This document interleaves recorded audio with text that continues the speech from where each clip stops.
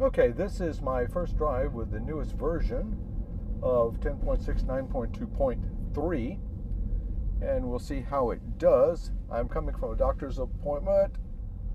Wow, okay. In 500 feet, turn right onto Southeast 178th Place.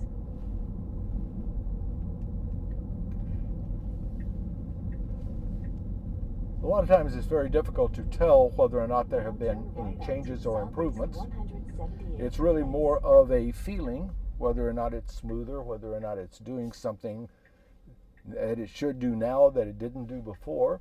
It's very difficult to have empirical evidence on any of this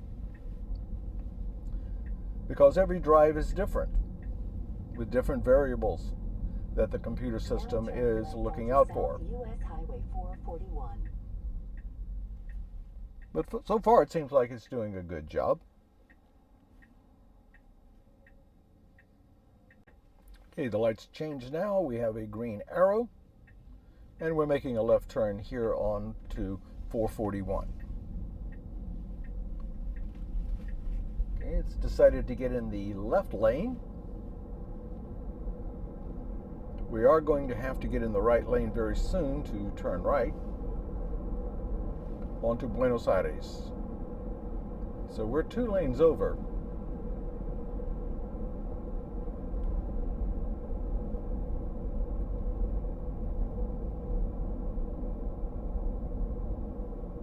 We're slowing down a little bit to let this car pass. That was very nice so that it can now get over rather than speeding up to get in front of the car. I really like that maneuver. Okay, in about 0.2 of a mile, we're going to be turning right. So now we're merging over to this lane. Wow, I'm impressed. I think that is much better than it's been doing in the past. I mean, it was very careful. It waited, it slowed down, let that car go ahead and get ahead of us. Then it merged to the center lane. And then it very easily merged over to the right lane in order to make this right-hand turn. That was very human-like.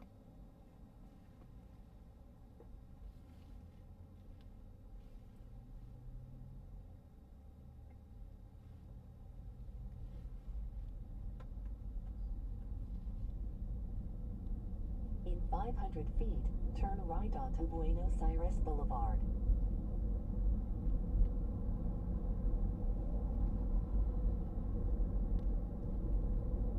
Now turn right onto Buenos Aires Boulevard.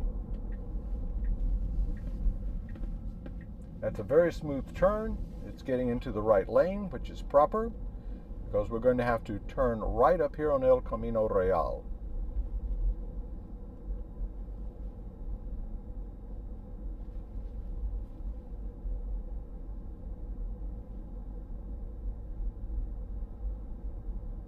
In 500 feet, turn right onto El Camino Real.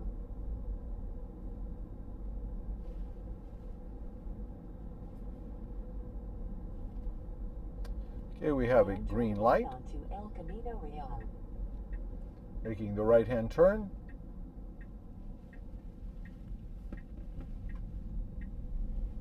And we're in the right lane. I'm going to have to give it a little acceleration here because it's 35 along here and it's seeing the speed limit as 20. So I had to bump that up until it sees the next speed limit sign. I'm not really sure why it closed it down to 20.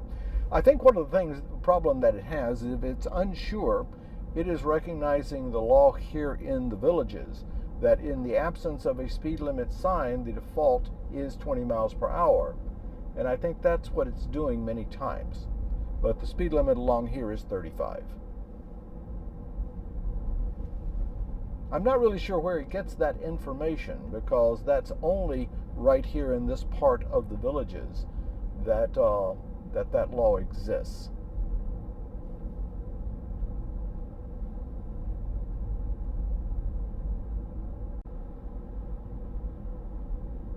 All right, we're coming up on a traffic light here at Enrique. Right now it's green. And we go right on through. All right, now following this traffic light, we're going to come up on our roundabout and have to take a 3/4 of a turnaround. Now, the law here on these 2-lane roundabouts states that if you're going to go to the 9 o'clock position on the roundabout, meaning 3/4 of the way around, then you must be in the left lane. It doesn't seem to be getting over, so I'm going to force it over to the left lane in order to enter the roundabout because there was traffic coming up. And in the previous version, it did not get over. So they need to improve that.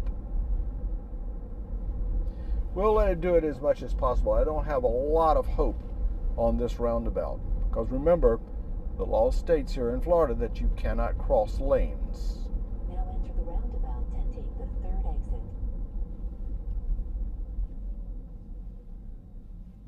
All right, there's a car over there. All right, we are proceeding. And it did that on its own. Okay, so far it's... Oh, it tried to cross lanes into that other lane. I can't let it do that.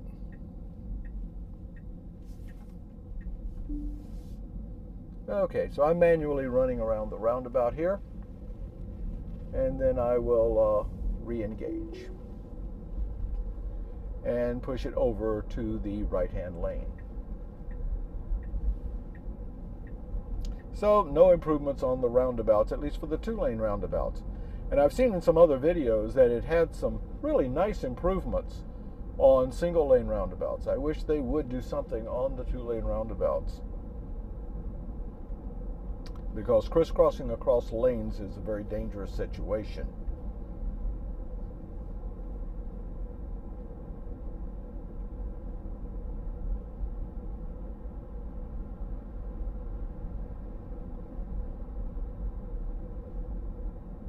Car crossed in our path, it didn't even blink.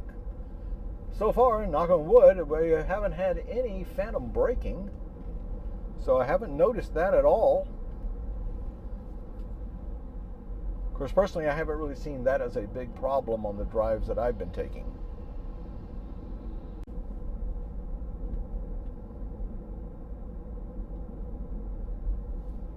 All right, we're coming up on our red light here, and this is an interesting one because it doesn't see the red light until it starts making the curve, and it does a very good job, a very gradual stop.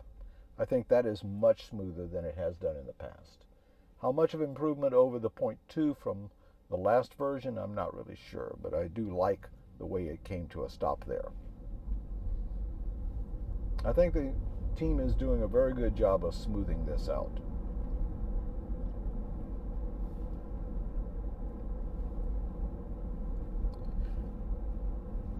All right, we're going to be coming down to 466 and going to need to take a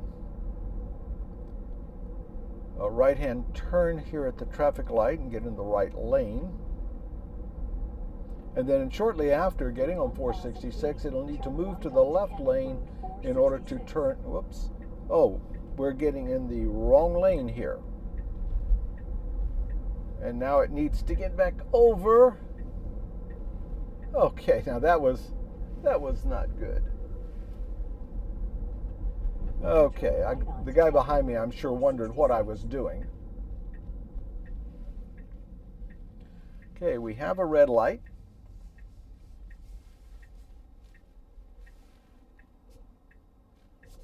All right, it can go now. All right, that was very nice. It waited for those automobiles to make their left turn before it then proceeded right behind them. Now it needs to get over into the left lane. I would do it about here. Yeah, that's very good. We have a green traffic light.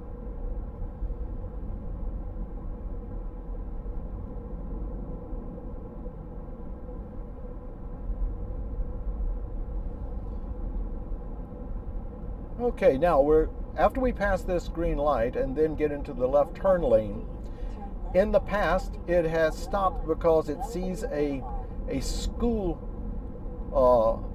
sign across the road, and I'm not sure what it interprets that as. Okay, now here's the school sign. Is it stopping? Yes, it is. It's just stopping right here. This is ridiculous. All right, I'm intervening and giving it a little accelerator there. I reported that. There's absolutely no reason to stop there.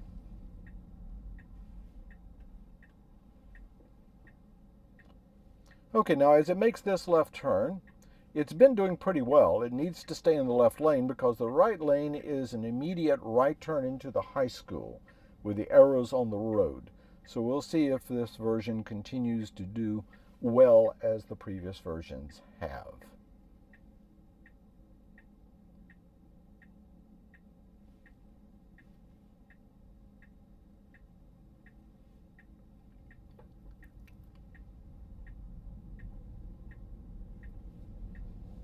Okay, it's making the turn. And it's choosing the wrong lane this time. And there's a car behind me. All right, now it's crossing over. That was wrong. It should have stayed in that lane.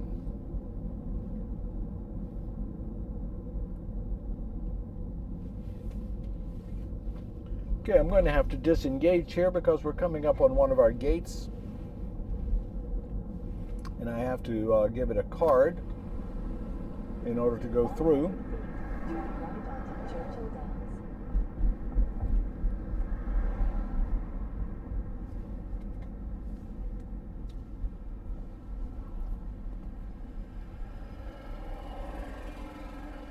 Then once we pass the gate here, I will re-engage so that it can make the turn onto Churchill Downs. Gate is up. All right, it was stopping for that car, which... Okay, now in the past, we're going so slow. Come on now. All right, in the past it's gotten into that golf cart lane. This time it looked like it wanted to, but it made the decision to stay in the main lane, which is good. That is its reaction that it had in point 2, which was the first version where it correctly got into this lane without the golf cart lane.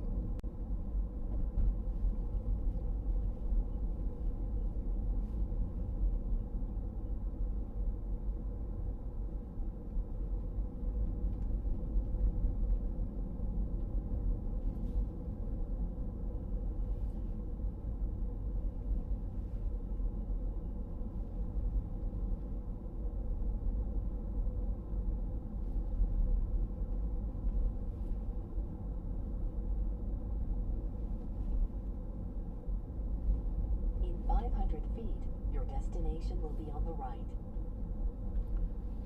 Okay, we're coming up on our final destination here, and we'll turn into the postal boxes and try to give a recap of this. Okay, I'm taking it out.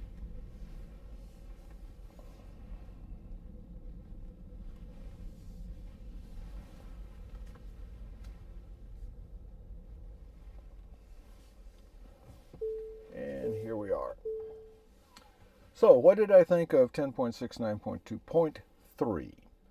Well, it's hard to say whether or not there was any improvement. The one major thing that I saw that was an improvement was its lane selection and how it transferred over 2 lanes there on 441. When it made the left turn onto 441, it got in the left lane. And then within a mile, it was going to have to move over. And there was a car in our center right lane. And instead, we were a little bit ahead of that car. But it's instead of trying to accelerate in order to get in front of the car, it actually deaccelerated, let the car pass, and then safely moved to the middle lane. And then, as it was clear, it moved over to the right lane in order to make the right turn on Buenos Aires. That was very impressive. Whether that's an improvement over the point 2 version, I don't know, but I was impressed on that for the point 3 version. Now, at the same time, on minor lane selections, such as when it made the turn off of 466 onto Belvedere, it got into the right turn lane which was very unusual for that because it hadn't done that in the past, because normally when it makes a left turn, it stays in the left turn lane, or the left lane. This time it got into the right lane, which was a right turn only, and there was a car behind us, and it had to quickly move on over in front of that car in order to maintain its navigation. That was the first time that it had incorrectly done that. When we turned right onto Churchill, in the past, it had chosen to get into the golf cart lane, and this time it did not, which was actually the same behavior as in the point 2. It kind of looked like it was going to, and then it turned its steering wheel a little to the left and maintained the regular driving lane without getting into the golf cart lane. As far as phantom braking is concerned, I did not have one single time that I noticed a phantom brake in the entire drive. I think that is an improvement, because that seems to be one of the biggest complaints that a lot of people have. It was very slow once it made certain turns. It was like, I felt like it was like pulling teeth to get it to go on. I wouldn't call that phantom braking. I don't know what that is, but it was just being overly cautious. All in all, I think they're making great improvements. I like this version. Basically, for all practical purposes, we had only one real intervention and 2 disengagements. The one intervention I really don't even want to count, because it had no way of knowing the actual speed limit, and it defaulted to 20 when we got onto El Camino Real, and I simply had to bump up the speed. The 2 interventions was one at the rotary, at the roundabout, 2-lane roundabout. It was a total disaster. It was crossing lanes immediately. Cars were behind us. I could not let it do that, so I had to disengage at that point and finish the roundabout. The other disengagement was not really a disengagement. Of course, I did have to disengage for the gate, because it has no ability. One, even if it recognized our gates, it would have no ability to hold the cart out the window and have the gate go up. So all in all, it was a very good drive. Very impressed with it, and I want to thank the Tesla team for the job that they are doing. Okay, that's about it. Thank you for watching.